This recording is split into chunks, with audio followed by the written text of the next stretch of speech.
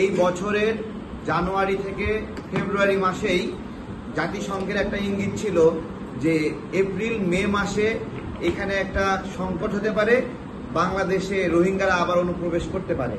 এবং সেই সময় এর পরবর্তীতে জাতিসংঘের মহাসচিব যখন বাংলাদেশে আসলেন তখনও এই আলোচনাটা সরকারের সঙ্গে তিনি করে গেছেন।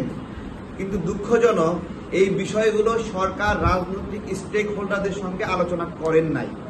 এটা জানুয়ারি এবং ফেব্রুয়ারি সময়ের ইঙ্গিত, এত আগে ইঙ্গিত পেয়েও তারা এটা আলোচনা করেন নাই। অর্থাৎ জনগণের সঙ্গে আলোচনা না করেই জাতিসংঘ মহাসচিবকে তারা কমিটমেন্ট করেছেন যে এই রোহিঙ্গাদেরকে অনুপ্রবেশ করতে দেবেন।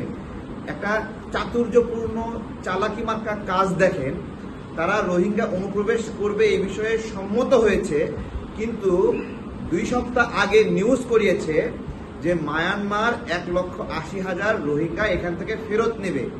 এই যে জনগণের সঙ্গে চালাকি, রাজনৈতিক দলগুলোর সঙ্গে চালাকি, এই চালাকিটা কেন করলেন আমরা জানতে চাই। পাশাপাশি এই ঘটনার দ্বারা প্রমাণিত হয়েছে বর্তমান সরকারের প্রতিনিধিরা বিদেশি শক্তির দ্বারা আদিষ্ট হয়ে, অনুপ্রাণিত হয়ে, তাদের দ্বারা প্রভাবিত হয়ে কাজ করছেন, যেটা আমাদের সার্বভৌমত্বের সংকট। আমরা চাই এদেশের সরকার চলবে এদেশের জনগণের মন এবং মতের সমন্বয় করে।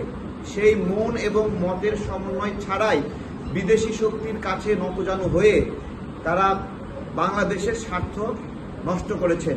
এই জন্য আমরা বলেছি এই কাজে যে সকল প্রতিনিধিরা জড়িত আমরা তাদের বিচার চাই।